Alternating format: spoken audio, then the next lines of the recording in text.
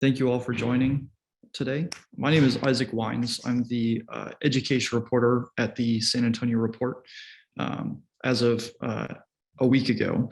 But before that, for the last year and a half, I was the early childhood education reporter at the Fort Worth Report, or the Fort Worth Star Telegram, as part of the Crossroads Lab, which is a editorial initiative to explore undercovered topics.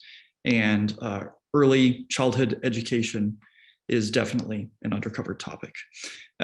So coming from the background in K through 12 reporting, I had paid little attention to early childhood education up until that point. But I quickly learned, and it was reaffirmed with every story that I wrote, that the early years of life are integral to many of the stories that we tell in the later grades. That is where much of the achievement gap is born, where learning differences are discovered or not, and where brain development, key to academic and professional success, takes shape. It has also been chronically underfunded for many years. In the first weeks here at my new job, I've already found districts honing in on this and investing in early learning centers, expanded pre-K and more, and studying the effects of quality early learning experiences on later academic success. This is also a really pivotal time for early childhood education.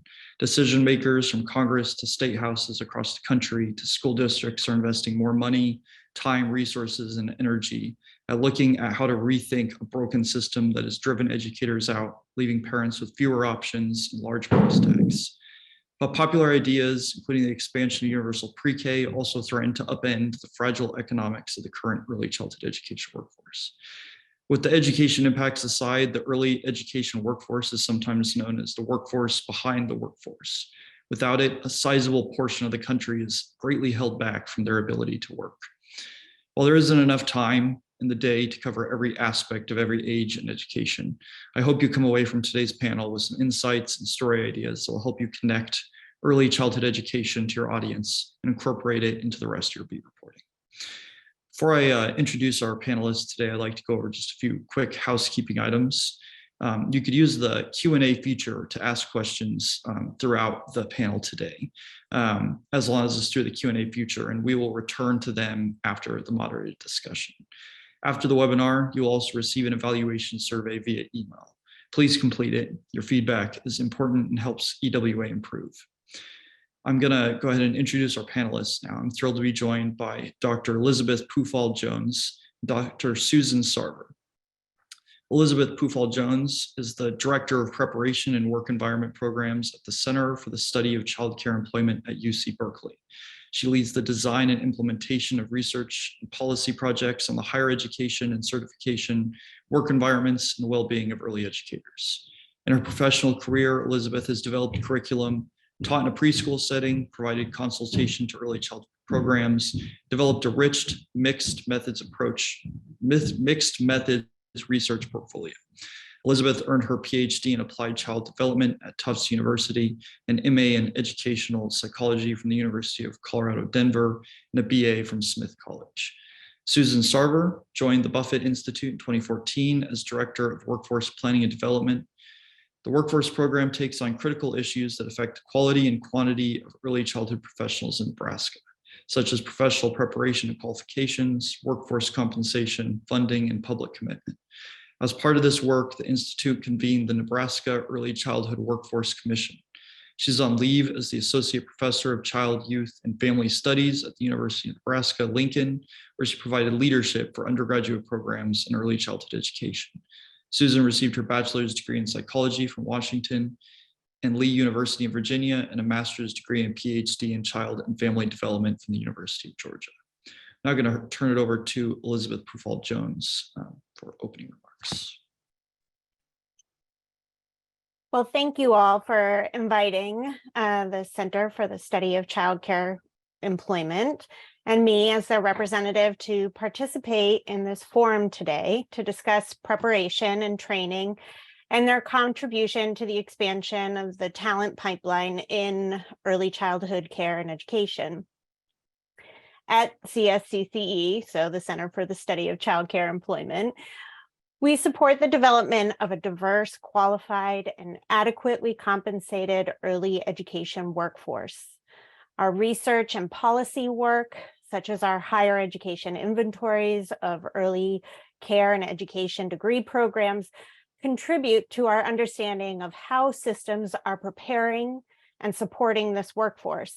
As a part of this work, I speak regularly with directors and administrators, all of whom convey their struggles to find and retain qualified staff. So what is the answer? Where's the life raft?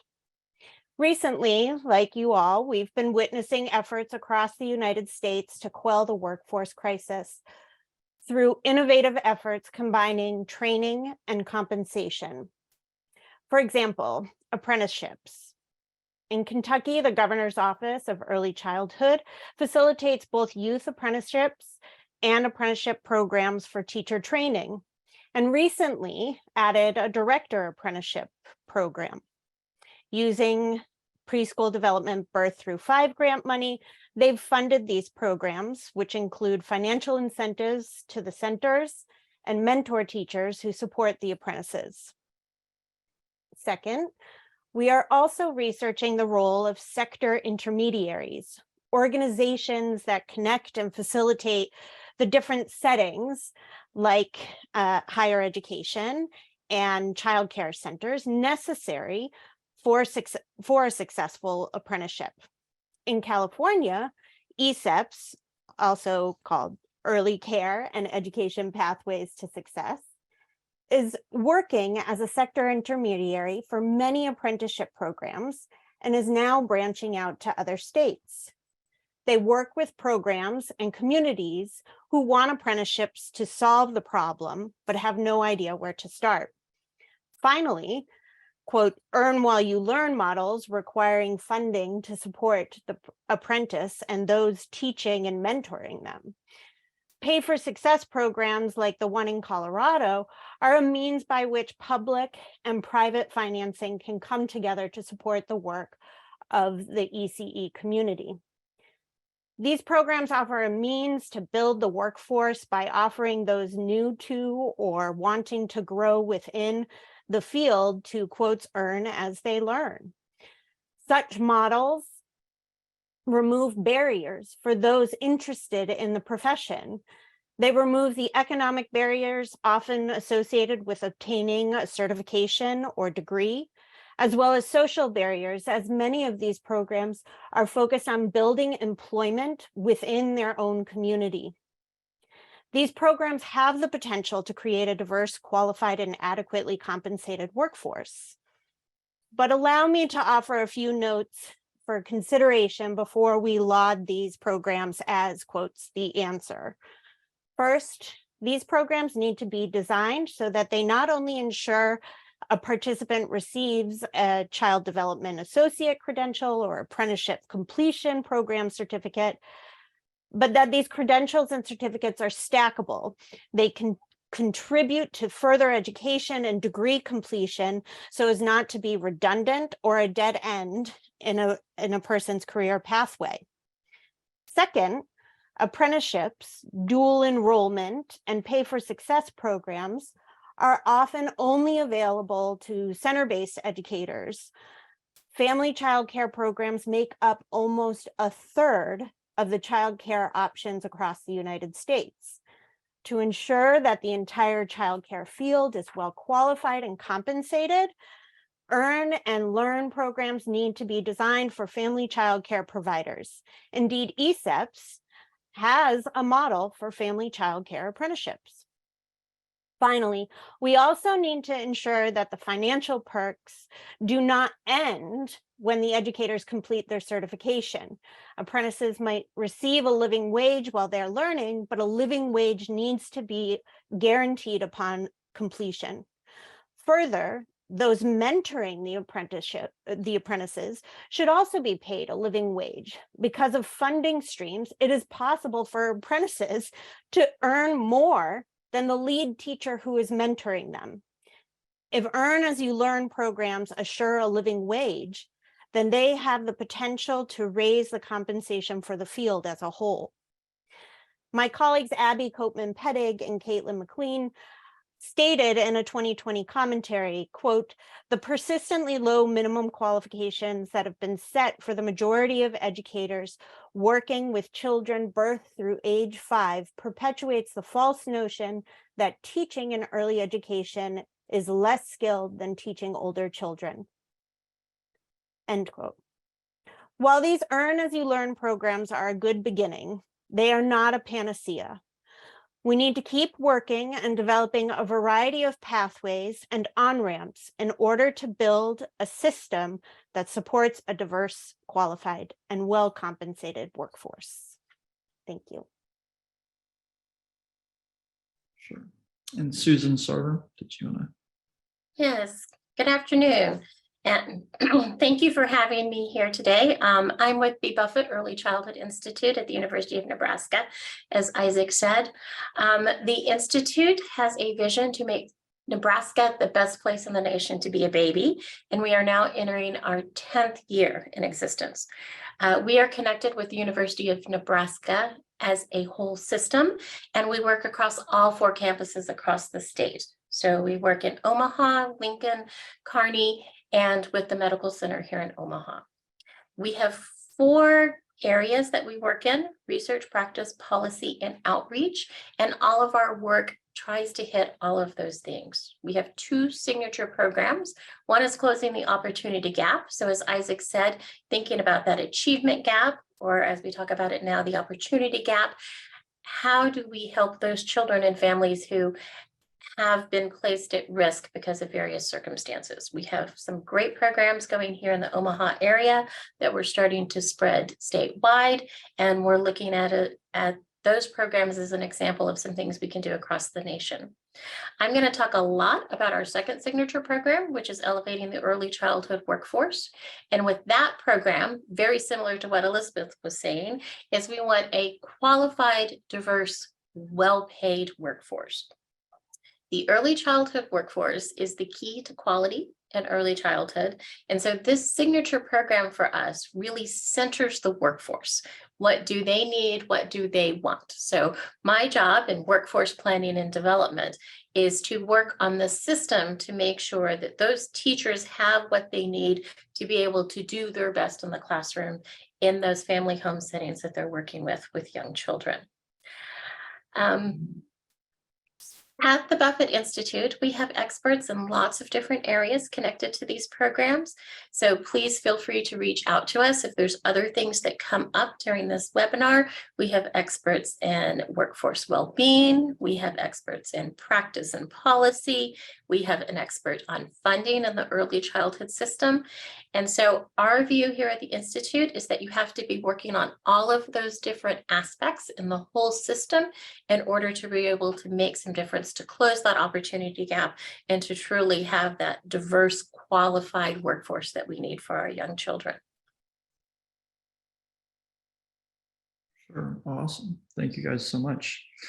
So I want to start with a question about the kind of ongoing staff shortage, which was a problem before the pandemic. It was definitely a problem during the pandemic, but experts have now called it a 5-alarm fire because of the proportion of the staffing crisis that has reached this industry. What would you say are some of the most pressing and urgent challenges that need to be addressed to solve this issue? I can go for Susan if you don't Sure. mind. Okay. So with the workforce, I mean, as Susan was just saying, it's a systemic issue. And so when we think about what needs to be addressed, we really need to think about all things at once. So all of those different areas like workforce and the training and the funding, all of those pieces need to go together. But because of the crisis that's been in the world or in the US for almost the entirety of the time that childcare has existed, one of the problems that we have is attracting new folks to the field. A large number of folks left the field during the pandemic, and as Isaac just stated, that was depleting a pre-pandemic workforce that hadn't even been fully realized. Okay. We also need to really address provider, with the proper compensation for providers and educators. And new educators need training. And they're not going to get involved in training because there's no adequate compensation for them to be able to pay off those student loans that they need to take out in order to get the certificate or to get the associate degree. And why even engage in a field to begin with if you know that they're earning below poverty wages or poverty level wages? So really, we need to attract new people to the field because a lot of the folks who have left the field are not going to be returning. So we need new people coming to the field, and we really need to address compensation. Thank you, Elizabeth. I agree with a lot of that. And I want to add a couple of other things to that. We've said a couple of times here, workforce behind the workforce. And I just want to really clarify what we're saying when we say that. We know that probably 70% of all adults in a family are in the workforce across the United States. In Nebraska, it's actually 76%. So we're even higher in Nebraska. That means the children in those families have to be somewhere. They're either being cared for by someone outside the home, in a child care home or setting, or they're being cared by somebody else in the home. Those people are the early childhood professionals. Parents can't go to work if they don't know their children are in a safe place. We also know there's some very recent research coming out that shows parents miss work, they're late for work, they've been demoted, they've been fired because they have childcare issues. So when we say workforce behind the workforce, that's what we're talking about. These early childhood providers, professionals, are the workforce that allows everybody else to go to work. The other thing that I want to add on about why this is a fire, that's 5-alarm fire, 90% of brain development occurs in the first 5 years. So what is happening with these children in these first 5 years who are in a setting, most of them, other than with their parents, makes a difference. As Isaac said, it contributes to that school readiness, to everything else that's going on. So that's where the alarm is. We have to have people who know what they're doing, who are qualified to work with those young kids. And as Elizabeth said, we don't have enough now, and we're not recruiting enough into the field to be able to manage all of this. For sure. And so much of this conversation kind of surrounds compensation and funding. I've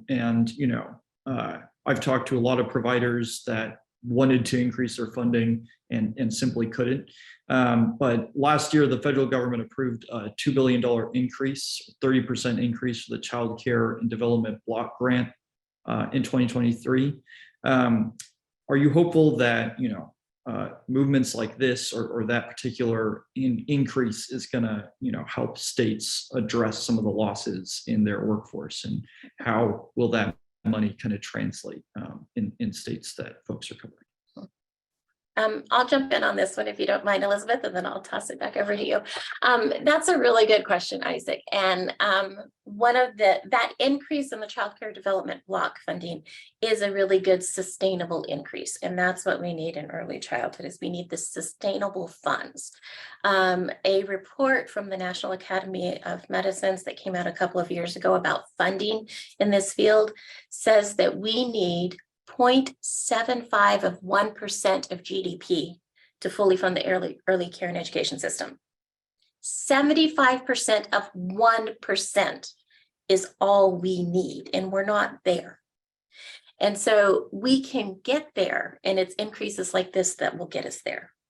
The key is how that money is spent, and is it spent on sustainable increases, and is it invested in the workforce? So one of the things that I try and bring to this is when you invest in the workforce, in the early childhood workforce, you are actually reaching multiple children and multiple families, because they're the key to quality and they're the key to making the system work. So every teacher you invest in terms of their professional development, increasing their wages, decreasing their turnover, is going to reach multiple children and families, because they have those multiple children and families.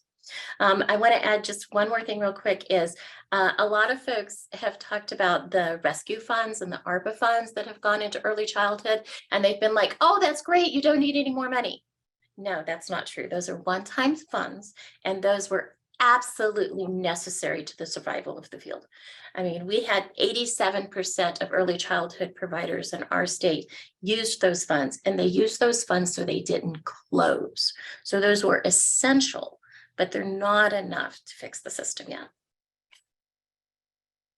Yes, and those funds are running out.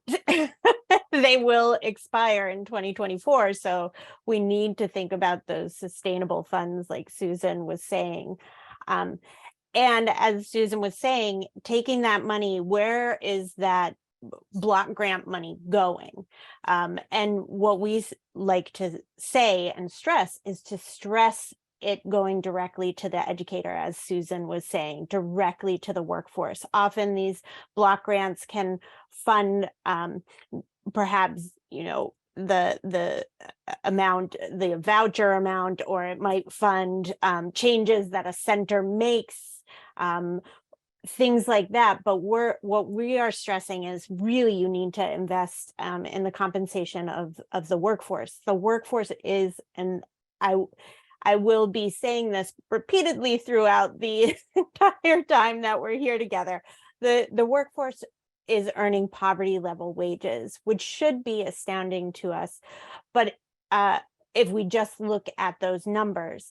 But when you hear the stories from educators who speak about their experiences, I was just speaking with an early childhood workforce researcher yesterday who's been collecting a lot of qualitative data with educators and directors. And she was telling me a story about one educator who could not concentrate on her classroom and what was occurring with all of the children in the classroom because she was so worried about how she was going to pay her rent on Friday. And if we're not funding the teachers, they're not able to concentrate in the classroom, and then they're not going to be able to support that critical development that Susan was just talking about and stressing. And so yes, we need that sustainable funding. We need it to keep coming and be increased, and it needs to go directly to the workforce. For sure, definitely. And something that kind of caught me off guard, kind of coming from K through 12 reporting to early childhood education reporting, is kind of how it was viewed as a workforce issue in so many ways. It's overseen by workforce boards, and really kind of separate from the Texas Education Agency, in terms of how it's funded, how it's overseen, different things like that. I was wondering if you could talk a little bit about kind of, for reporters that are used to kind of the K through 12 part of it, how they should be able to, kind of parse the workforce development aspect of ECE with the education and child development aspect that they kind of explore in their day-to-day kind of K through 12 reporting. I would say you can't actually pull them apart. A lot of things in early childhood are like that. It's this interdependent system. We talk about it as the workforce behind the workforce. We see, this workforce development. And that's because a lot of our childcare systems, including things like Head Start, were developed as a means to allow parents to go to work. And they started out that way historically. But what we know now is that it's really important for early development and learning. So we're still trying to treat the system as a workforce issue. Parents need to be able to go to work. We have to allow them to go to work. But really what it's about is that children need a lot of support and development in these early years. And so we're trying to pay for it as if it's a system of just, babysitting the children, but it's not. It's about early care and education of the children.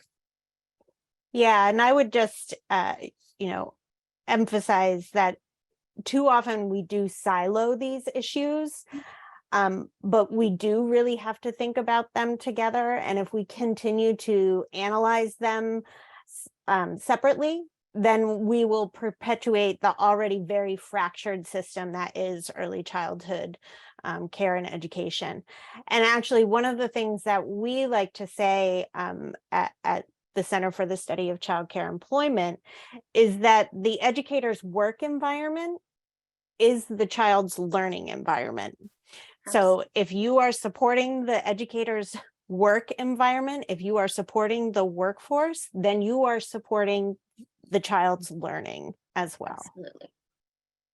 For sure. And just really quickly on kind of the breakdown of those silos, I know a lot of the public school systems are kind of dipping down into kind of the early learning space, whether it be pre-K, pre-K3, and even in some cases, infant and toddler care.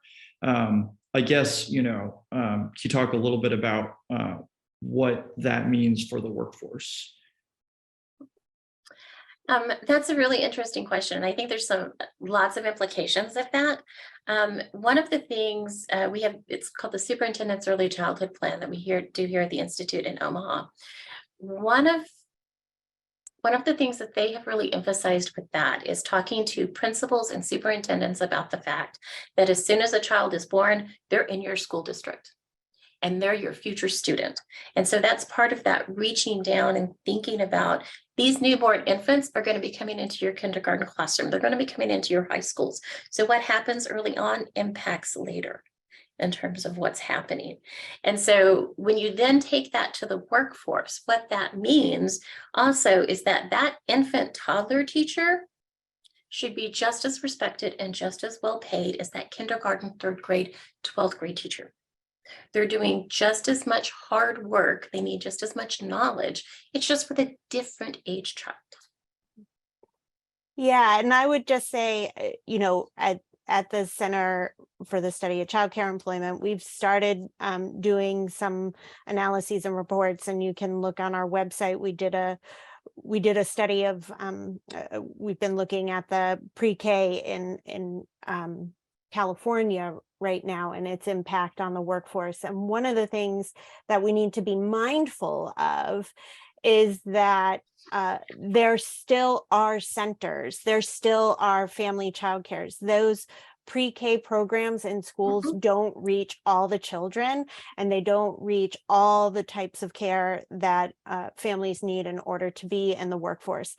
And because those pre-K centers are in the public school, they are getting better compensated than the teachers that are in those other spaces of family childcare or the other centers that are out there that are helping to fortify the workforce. Often these pre-K programs are only half a day or even a quarter of a day. The one in my town is 2 hours, so we're not talking about the care that's going to be able to support a parent going to work. And what's happening in some spaces that we're noticing is that the qualified, high quality teachers are being swept away from those centers and are going into the public sphere where they can get properly compensated. So yes, this is good that we're thinking about the child from the time they're born all the way through graduation from high school, but we need to keep in mind that that does affect the workforce as well. And I want to follow up on what you were saying there too, Elizabeth. A lot of those pre-K programs, you're right, are only part day. They're only a couple of days a week, which means the child is then somewhere else. And we have to think about where else they are, as it's this whole continuity of care for children that's really important. Yep.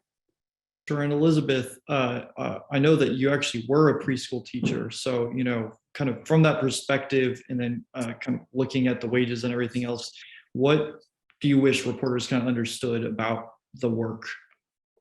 Well, it is a wonderful job, but it's a very hard job, and it's also a job where I had to make choices. It would have been wonderful to stay as a preschool teacher forever and ever and ever, but I wasn't being adequately compensated. And so that wasn't an option for me and my family. and that we need to pay attention to the working conditions for educators.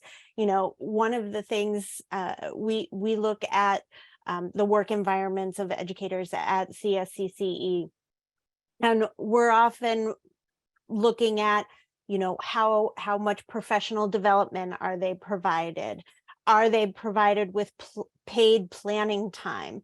And what it's very rare to find a preschool center that offers paid planning time for the educators, because directors, it's not that they don't know any better, like, oh, I should be giving planning time, but it's because they can't afford to give planning time. All of the time that they're paying teachers for goes to the actual care of the child, without thinking about the planning time, without giving that planning time. And there's also not staffing for that planning time either. So the last time I was in the classroom, I actually was in the classroom again during the pandemic. I was spending my entire time caring for children, and I had no time to think about, well, what did I notice the children doing today that I should build upon for the future? So we need to think about the work environments that educators are working in and how we can build those to better support the workforce as well. For sure, definitely. And you know, I know we've been talking a lot about the shortage in general, but in addition to the shortage, many of the centers that I visited had a lot of people that had just started, and a lot less people that had been there for years and years and years. So you can talk a little bit about the turnover rate and kind of efforts to stop that, and kind of how that kind of interplays with the shortage in general. I think that turnover has a lot to do with the shortage. Well, they're intertwined, of course. And so when we talk about turnover, we're talking about, you know, how somebody comes into work and then they leave. And in early childhood, the turnover rates are estimated anywhere between 25 and 40%. And as Elizabeth was saying, that teacher is the key. You know, and it's the relationship of that teacher with the child that makes the difference in the quality. So turnover has an impact because that child has to start a new relationship with a new teacher every time they come in. So think about it as an adult. What if every 4 months you had to adjust to a new boss? You have to learn what they want, what they expect, how they communicate with you. Now put yourself in the shoes of a 3-year-old. Mm-hmm. Whose entire world is wrapped up in this person, or an infant, and they have to do that every couple of months. And that means that it's also hard for that center or that home or that pre-K. They're having to train someone new every time in terms of the routines. And so that's another expense that's hard on them.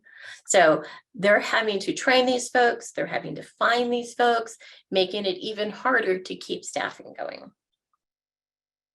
Yeah, and I would just reiterate what Susan's saying there, so that the turnover not only is affecting the relationship that the child has with the educator, which we know those relationships are essential to learning, but it's also affecting the center as a whole, because the resources of that center then need to go towards supporting that new teacher in the classroom. Often a new teacher in the classroom is not allowed to be alone with children because of licensing, which is great. But because they're not able to be alone with them, then that means you have to pay 2 staff people for that classroom at the same time. So if you're thinking that this is a 40% going on, that's almost half of the center. You're having to pay almost double because of all of the turnover that's occurring at that center. And I would also just stress that there are, you know, different training opportunities. And so really thinking about how are we supporting the workforce to get the training that's necessary to be in the classroom, you know, and are there ways to combine the training with the work in the centers, in the family child cares at the same time, so that it, you know, some of that burden might be alleviated for those centers. For sure. And so the purpose of this panel really, and something that I've definitely grappled with, you know, over the last year and a half, is kind of mixing the kind of patchwork of early childhood education, which is many different things at the same time, with kind of the kind of rigid world of K through 12. And then a lot of folks are also kind of stretching up to colleges and higher ed reporting, and smaller staffs, like you're juggling a million things. Can you talk a little bit about I guess how early childhood education issues kind of impact the K through 12 and the higher ed, whether it be school readiness, long-term academic success? Why should readers care? Why should reporters, and how can reporters kind of be bringing this into their daily reporting? So, as I've already said, you indicated, Isaac, as well as Susan indicated, the birth through 5-year time period is the most critical in a young person's life. And if you think about it, they go from being unable to coordinate their body movements and lift their head to walking, to being able to coordinate their body to kick a ball or throw a ball and walk up and down stairs in alternating pattern. They go from no language to understanding and producing words, to recognize symbols as letters that represent sounds that can be combined together to make words. That's amazing. And these things that seem so easy and commonplace all develop within these first 5 years. And if we do not support the child's development, then we're leaving the children behind. And while we know that there's a great deal of plasticity for children, we also know that to develop or learn these things later on takes so much more time and intervention, costing the child and the system a lot more than if we just invested in children from the beginning. And that means that you have to invest in the workforce. Yeah, I think Elizabeth really hit it there. It's, what they're learning in those first 5 years are so important for later development and what's happening. And what I would say to reporters and others that are used to kind of the K through 12 system or higher ed, as Isaac said, they're a little more structured. It's easier to say, okay, I need a 3rd grade teacher. I'm going to go find a 3rd grade teacher. And, the structures around that are much more understood. Yes, early childhood is complex. It's what we call a mixed delivery system. Children are in home-based settings and childcare centers and pre-K and Head Start and early intervention. Yes, it's complicated, but it's worth it in terms of digging in it. And when you go to ask questions, there is nobody who would rather talk about early childhood than an early childhood professional. Home-based providers will welcome you into their homes and explain what they're doing and why they're doing it. And they themselves can tell you why it's going to be important when that child goes to kindergarten. So, there's somebody there who's going to talk to you and answer all of your questions, probably even more so than you'll find in the K through 12 system, where teachers often get a little more anxious about, oh, nope, I can't talk to a reporter. You go to a home-based professional, they will talk to you all day. Sure. And earlier we were talking about the funding, whether it be the ARPA funding or the Community Development Block Grant. And that's something, reporters K through 12 and otherwise are always following the money. Can you talk a little bit about, I guess, possible accountability stories in there when it comes to how this money is being spent, and kind of where reporters should be looking? Oh, that's a really interesting story. I'm gonna tell everybody to come back in about a month to the Buffett Institute website, because we are getting ready to release a couple of reports where we have tracked the funding flows in Nebraska. So we have actually, my colleague, Dr. Catherine Huddleston Casas, has started at the federal level and looked at the funds coming down to the state and then how they flow through the state and get to those ground level centers, home-based providers, school systems. It's not an accountability measure, but it's a way to start thinking about how the funds move through the system and where we can think about efficiencies and how complicated it is. We talk about grading in early childhood a lot. And what that means is a center may actually be getting funds from 4 or 5 different sources. Mhm. And so they're having to do the paperwork and figure out what the regulations are for each of those 4 different sources, because they may actually have different requirements. Mhm. And that takes away time from the kids. But I think I went off on a pattern and didn't actually answer all of your question there. Sorry about that, Isaac. I'll let Elizabeth get directly to your question there.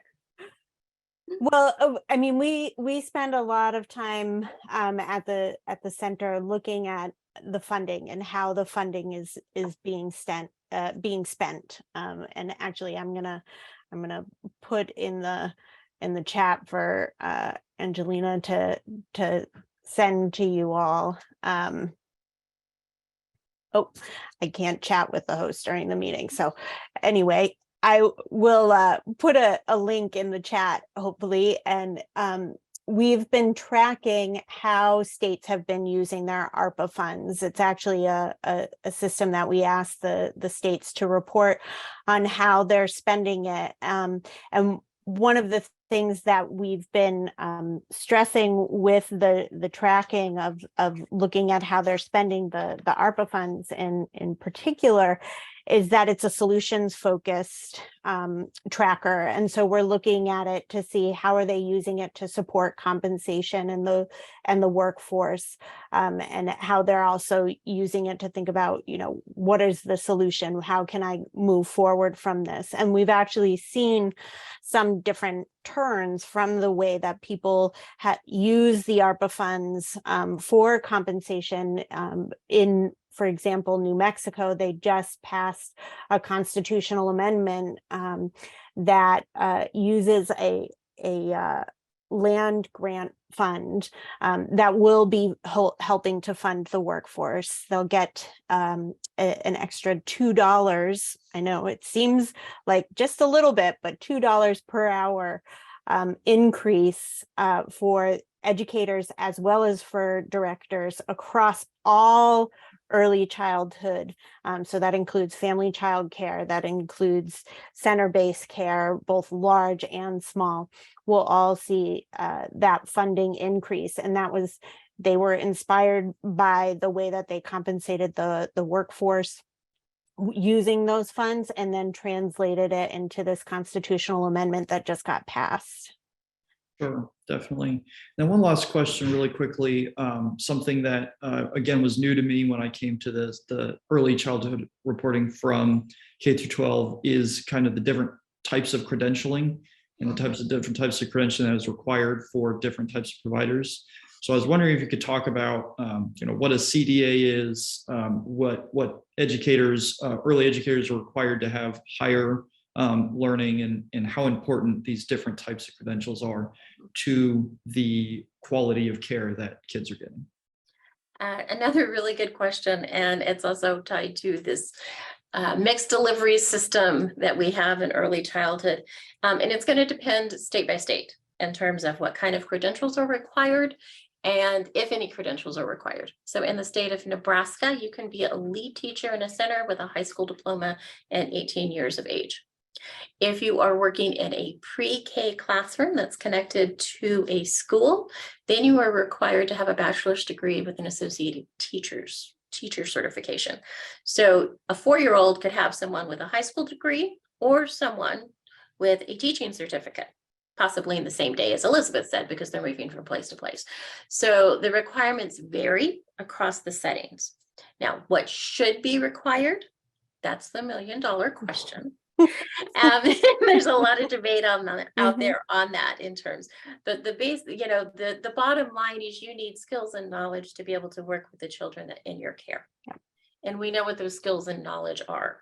And the CDA, which is the Child Development Associate Credential or a teaching certification, is just the way we try and measure those skills and competencies and say, yes, you have what you need to do to be a good teacher.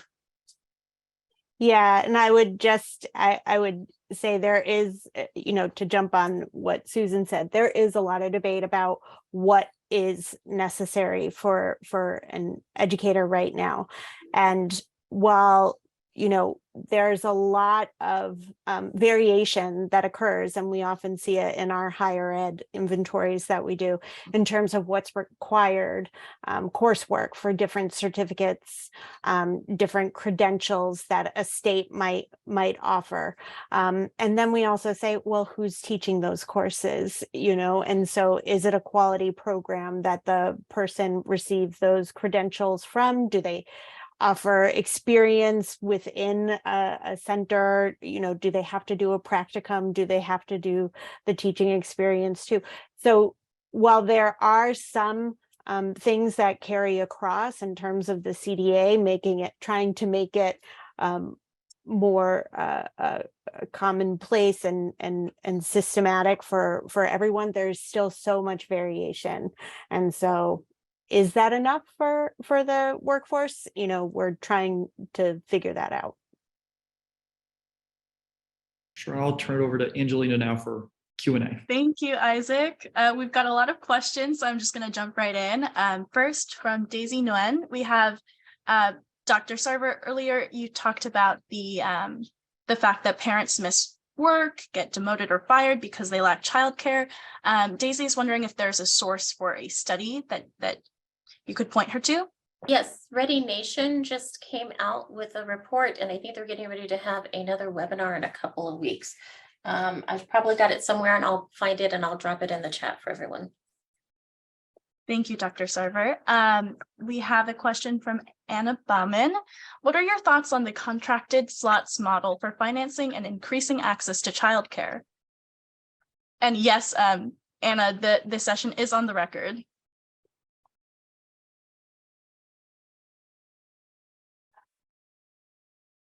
Would someone like to start? The contract, I haven't done any looking at the contracted slots. So I'll defer to Susan on that one. My apologies there. I was looking for that reference there. So contracted slots, what I would say about contracted slots is that one of the things we know in terms of being able to fund early childhood is we need steady revenue for these businesses. So they're almost all small businesses, whether it's a center or a family home. What something like a contracted slot does is it guarantees that revenue. So if you talk to a child care director, one of the biggest things they have to deal with is how many kids am I going to have on any one day? Because that then depends on how many teachers they're going to need, how many lunches they're going to need. So if they know that they're getting paid for a certain number of kids, that gives them more stability in terms of their revenue. Great, thank you. An anonymous attendee asks, do you have any advice to help sorry, us? Angelina, could I add one thing? Absolutely. The contracted slot is good at guaranteeing the funding for that child, but it doesn't necessarily guarantee the full compensation of the workforce, because as we know with the different cost modeling, that they're not looking at the actual cost of care. So a lot of those contracted slots are actually paying less than it costs to have an educator in that classroom. So yeah, I would just add that. That's a really good point. And that's when you hear about childcare subsidy, that typically is the issue too. The subsidy amount is almost always lower than what it actually costs to provide care for that child. Yeah. Thank you. Do you have any advice to help us follow how states are spending the CCDBG funds? I understand the federal fiscal year started in October 2022. That's a really hard question. I mean, Yep. I can tell you in Nebraska, because we've tracked it and we've looked at it really carefully. Most states will probably have something, if you go to their web pages, at least about how they're spending the rescue funds. Those CCDBG funds tend to get divided up into lots of different buckets. Part of that is federal regulations.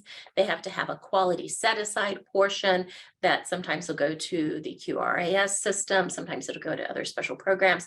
So it can get pretty complicated.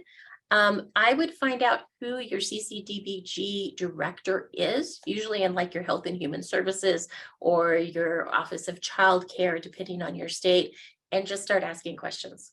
and they'll be able to tell you, this is what we get and this is where it starts to go. Yeah, and that would be our advice as well, to go to your state to find out who is the director of that fund, because it is so varied. There are a lot of people asking this question, asking for a centralized way to look at how states are spending those funds. So I have a feeling that if we don't do it at CSCCE, I have a feeling that perhaps the Buffett Center will, or somebody, Child Care Aware America, somebody is going to be tracking this and putting it together.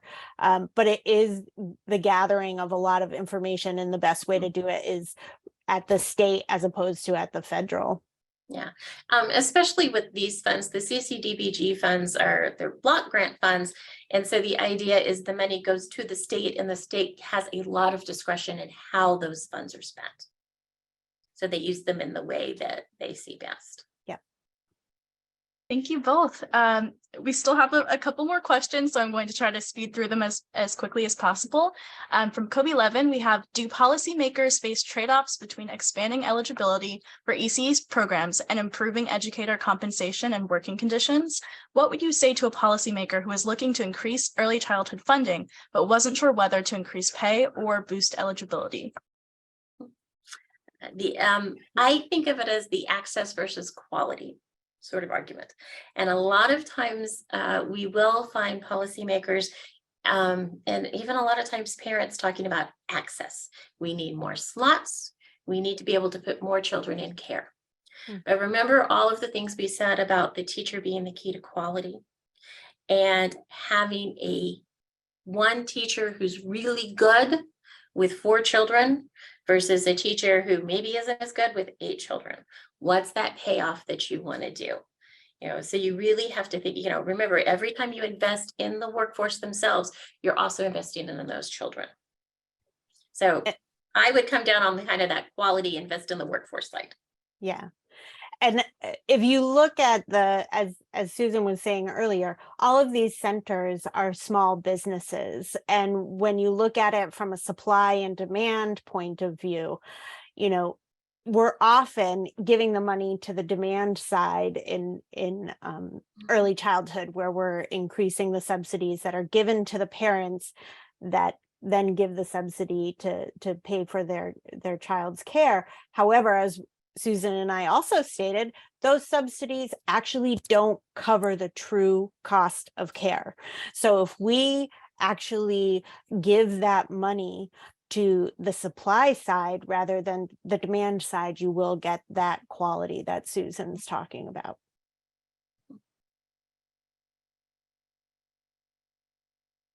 Absolutely. Thank you.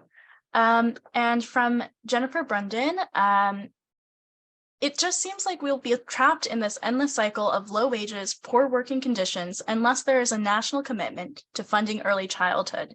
Is that discussion dead for the time being? Is there any country that has a robust childcare network that does not have a national commitment to funding childcare? I don't think we're stuck. I think we take a couple of steps forward and then we go, oh, maybe not. Build Back Better. There was a lot of hope for those of us in the early childhood field. The Build Back Better was really going to make a huge difference. It didn't go where we were all hoping it would, but we're making progress. I mean, the increase in Head Start funds, the increase in CCDBG funds, those are all things that indicate, yes, we're making progress. Making early childhood a public good, just as K through 12 is, would be a huge difference. And part of that is reporters and writers such as yourself helping us help citizens as a whole realize how important this is, and that these 0 to 5 years are just as important in the K through 12 years. Yes, there are other countries who do a really, really good job of this. And you can find those resources. There's a couple of really good books out there that can, give you some examples of some of the systems that really work in other countries where they're doing such a good job. Yeah, and I would just add, the states are doing some amazing work to be able to fund the care within the state. So while it would be wonderful and probably help with a lot of that paperwork that Susan was referring to, and directors have to figure out where all the money is coming from to support their center. The states are doing a lot of work to try and bring up the compensation for the workforce. You can see in Multnomah County in Oregon, they also just passed a tax effort to be able to increase the cost of care. And as I already mentioned, New Mexico, and then you also have Washington, D.C. that is doing some amazing work to be able to lay the groundwork and set the funding stream and the taxes that will be able to go and fund the early childhood workforce. They've already given out some one-time bonuses to the early childhood field. They've made healthcare available to their early childhood care providers and educators. All of this in an effort to sort of build up until they can get that fully compensated on parity with K through 12 education. So while it would be really great to have the federal funds, the state and local efforts are doing amazing work. Absolutely. So we only have a few minutes left, and we have a few more questions. I'm going to close out with one more from the audience, and then a really quick lightning speed round that I'll start with the question now to you both so you could think on it. I'd like to close today's panel with a final question. Could you leave the journalists in the audience with one story idea for their education reporting? And in the meantime, while you're thinking on that, I do just want to try to get to Rob Manning's question about when a state or local government is considering ways to address the complicated and interconnected problems in early learning, what should they do first? In Oregon, we're seeing preschool for all efforts, allowing more low-income families to afford childcare, but without expanding capacity, I'm hearing the programs may limit childcare access for others. Yeah, the where to begin question is a wonderful answer, but you have to begin somewhere. And I think that Oregon is very interesting to look at some of the different efforts that are going on there with expanding the preschool for all, and the number of slots that are available in the funding, and how there are some issues in terms of the slots and their availability, but they've made that commitment. The problem is that we make these commitments without thinking about all of the other pieces that need to be in place in order for that commitment to be realized. And so, we're always going to say at the Center for the Study of Childcare Employment that it needs to begin with the workforce. And so we need to find ways to adequately fund the workforce. If you can adequately fund the workforce, then you are going to have people coming into those jobs to be able to open up that classroom that's been closed, or to open up a new classroom. But until you're adequately funding and compensating the workforce, we're going to continue to make this struggle. So I would say, the efforts need to be on the compensation side of it. Yeah, I'll follow up just real briefly on that, Angelina, so that we can get to the last few things. I think you're right. Investing in the workforce is going to be the way to invest in capacity. So the more teachers you have, the easier it's going to be able to increase capacity. The other thing about preschool for all,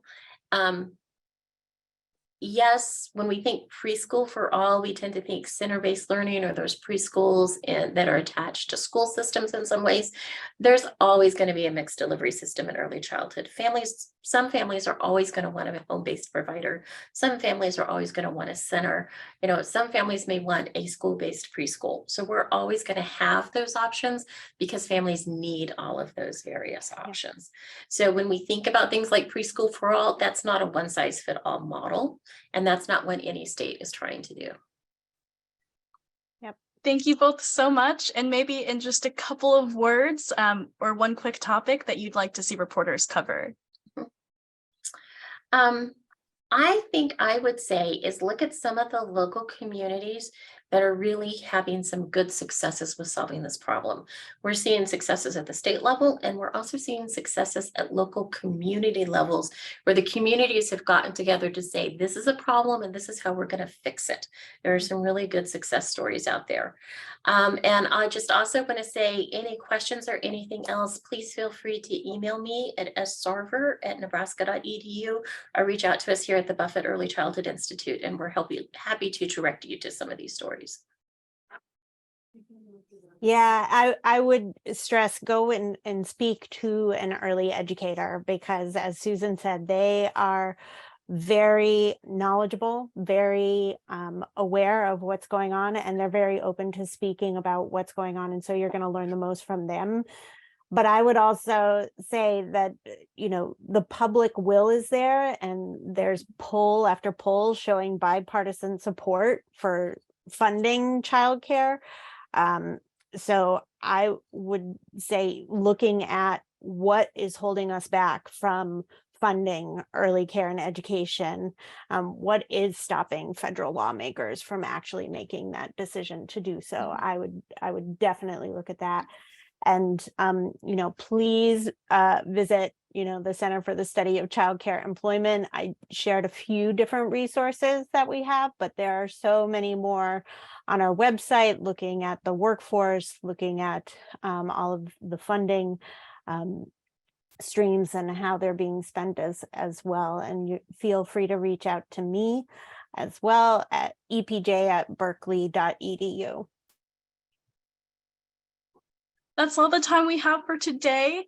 Please remember to share your thoughts with EWA in the post-evaluation survey you'll receive via email, and sign up for our newsletters to be the first to hear about future programming. Thank you again so much to our panelists for joining us today, and thank you to the audience for engaging with us on this important conversation.